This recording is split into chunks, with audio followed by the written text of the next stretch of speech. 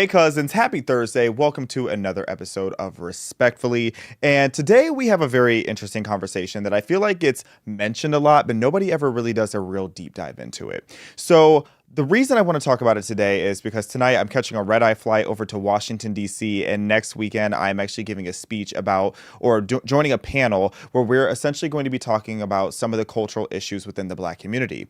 And when I sit there and I think about where you can trace so many of the problems in the Black community to, the first thing that most people will say is fatherlessness. And while I do agree, I think many of these issues, including fatherlessness, comes from the fact that so many Black people cannot read.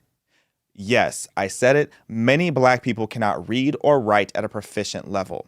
According to the National Assessment of Educational Progress, in 2022, only 23% of Black eighth graders scored proficient in reading, and that's compared to 45% of white students, which to me, when you have half of the students in your country, regardless of their race, can't even read, that's pretty scary. But over 75%, and depending where you look, a lot of the tests and a lot of the different assessments out there will say 85% of Black students cannot read at a proficient level. And that to me is one of the most horrifying things that you can possibly say about a community. Because if you can't read, then what is it that you can do? And I don't want to keep just blaming fatherlessness, because eventually I feel like that gets lazy. That's almost become an excuse within the Black community that we need to look deeper into and figure out what can be done and why we're in the state that we are. That being said, be sure to like, comment, share, and subscribe. Welcome to Respectfully.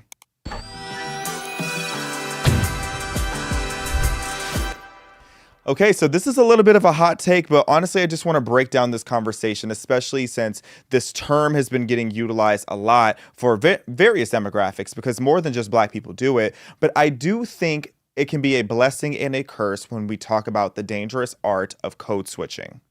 So for those who aren't familiar, I want to first play you a more humorous example of what code switching looks like in action, but it is pretty true for a lot of Black people. So I'll make sure to get those deliverables over to you by start of day tomorrow. Okay, before you...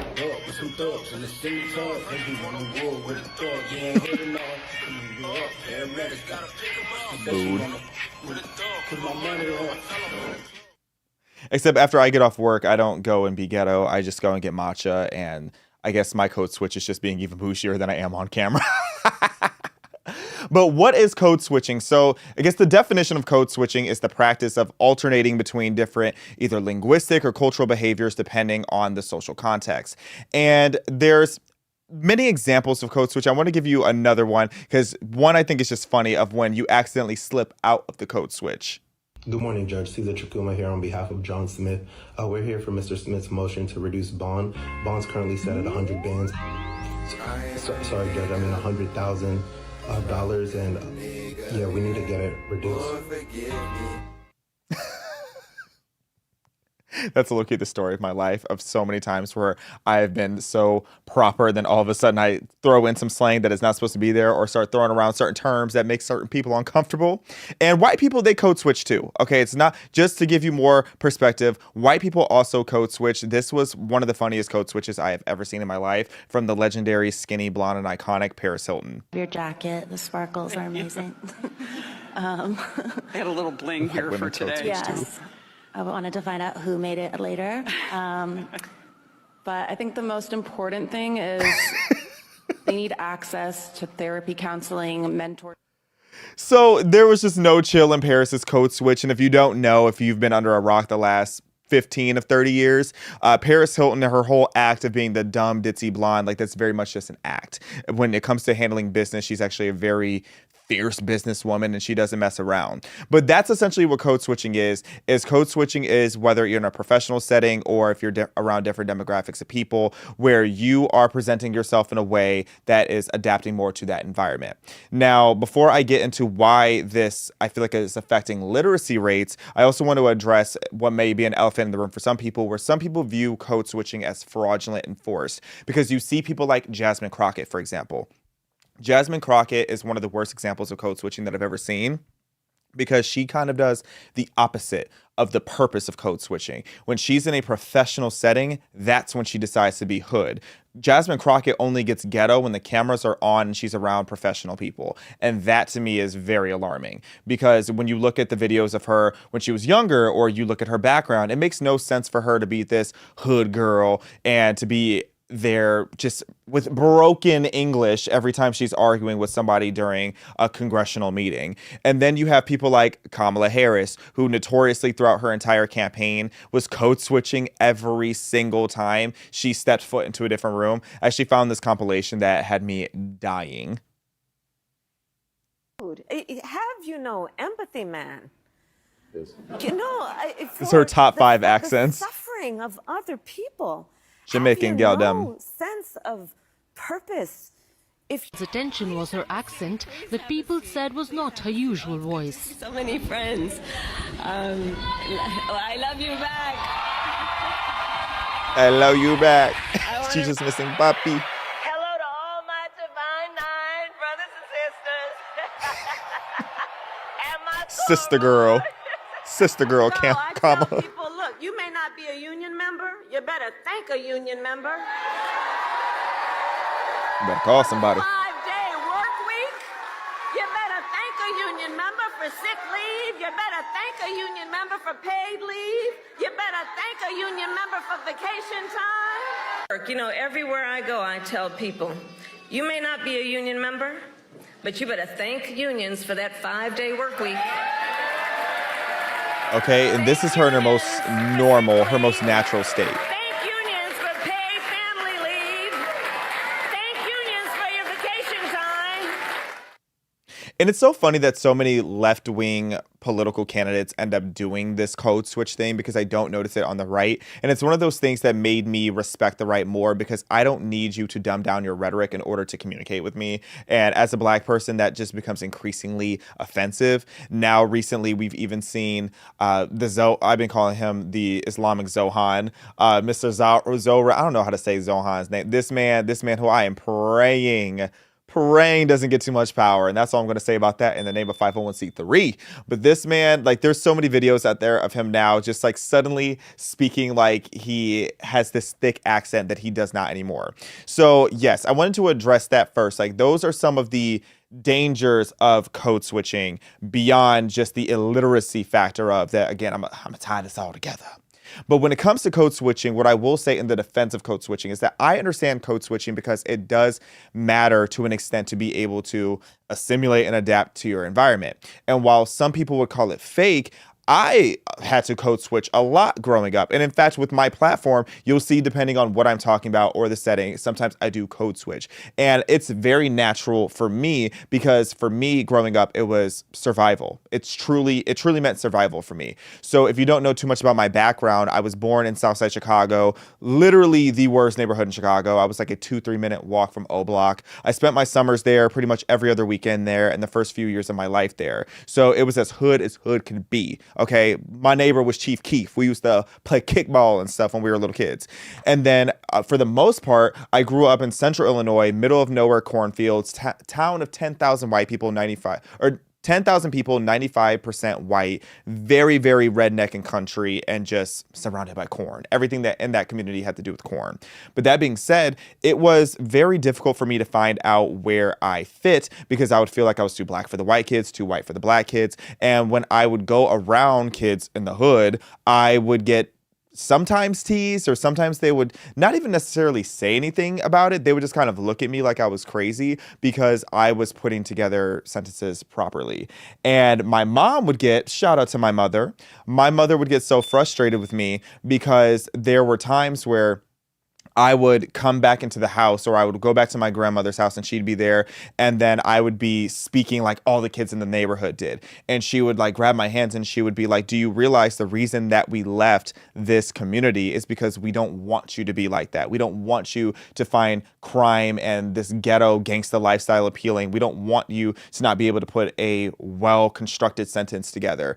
And she really helped me understand the importance of being proud of the fact that I was getting a better education, than unfortunately a lot of these kids were in the Chicago public school system in Southside Chicago.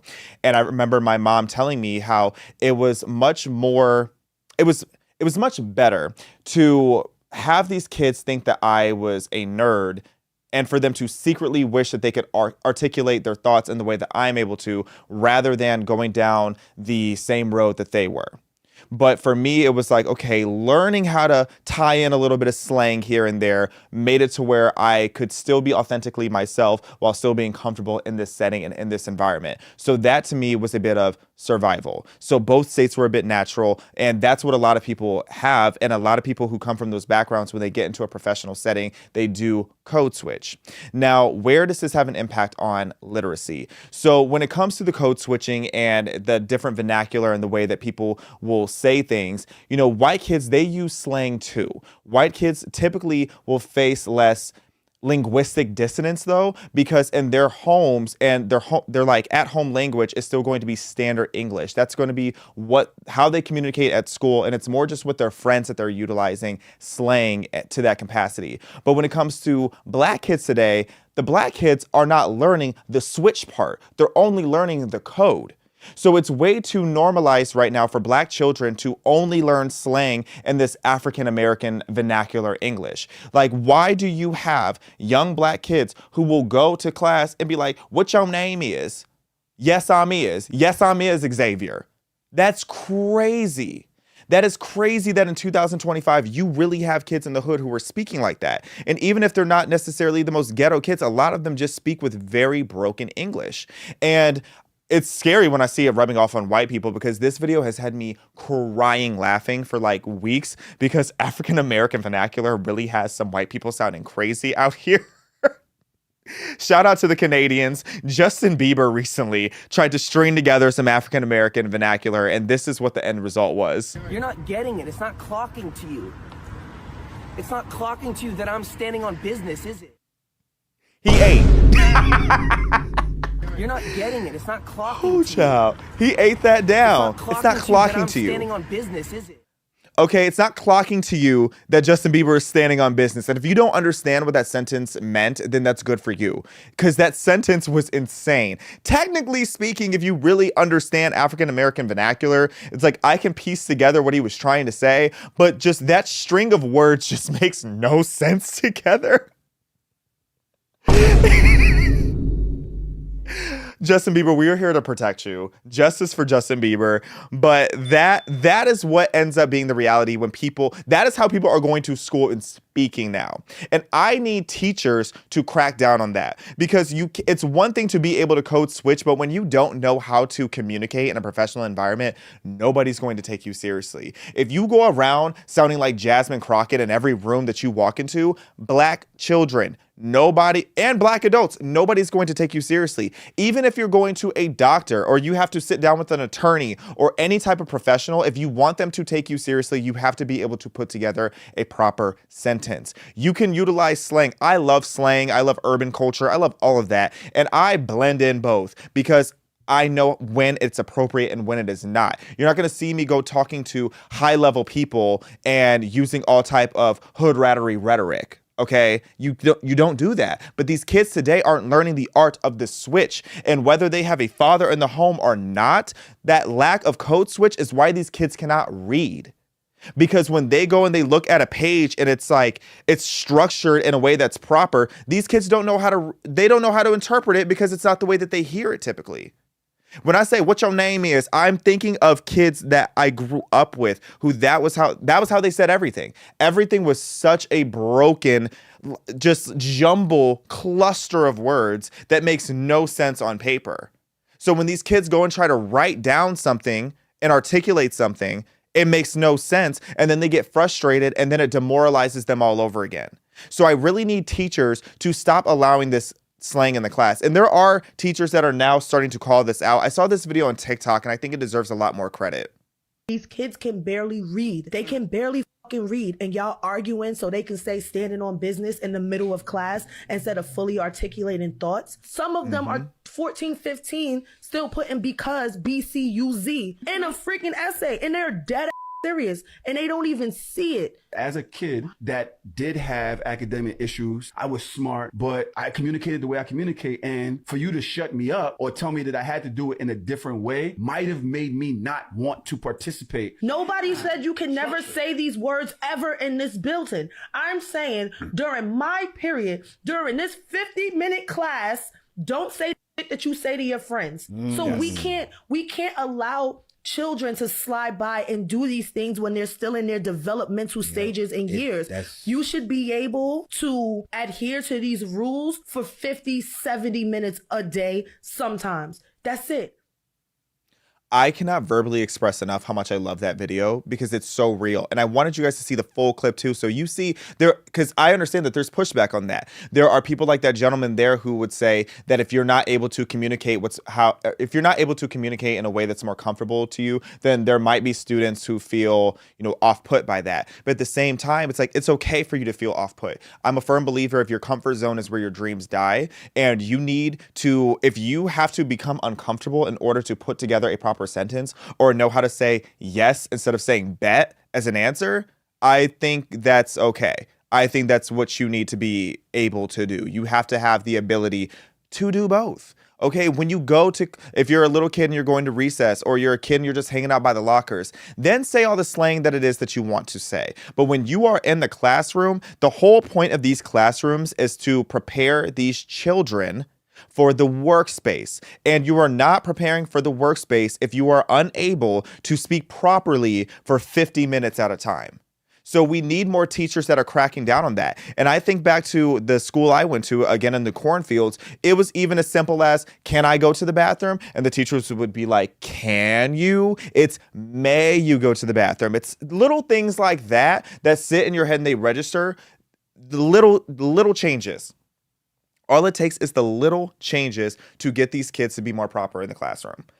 And then I call this next section was that a super chat? Sup, Xavier. Anthony Towns, I think it's also pop culture. There's a new Marvel show just released called Iron Heart, and it promoted criminal/ghetto culture. Oh, we're going to get to that, child. 100%. 100%. And thank you so much, Anthony, for sending in that super chat. It is very much tied into our pop culture today because you look at shows like Baddies and all this stuff. The thing is, when I was a kid, because I watched Bad Girls Club with my cousins when I was in high school, but we didn't go to school acting like Bad Girls Club. I watched Jersey Shore as a kid. I didn't go to school acting like Jersey Shore, even though my friends did call me the Negro Guido for a little bit because I wanted to be Pauly D so bad, but that's a story for another day. But all that to say, you can't allow culture to be your excuse as to why you are conducting yourself in a certain way. You can't allow the input from TV shows to be the whole reason why you can't put a sentence together. Now, that being said, everybody, if you are watching this on PragerU's Instagram, on Twitter/X, if you're watching this on the PragerU website, anywhere, head over to my personal YouTube right now because rent is due. Head over to Respectfully Xavier, type in Respectfully Xavier. Xavier is spelled Xaviaer. There's an extra A in there, or you can do youtube.com/@Xavier. Head over to my YouTube because we have so much more to unpack in this conversation, including the way that 50 Cent dragged Floyd Mayweather for being illiterate. That's still one of the funniest videos I've ever seen. We have so much more to discuss. Head over to my personal YouTube, and we are continuing this conversation, starting first with the Department of the Miseducation of Lauryn Hill.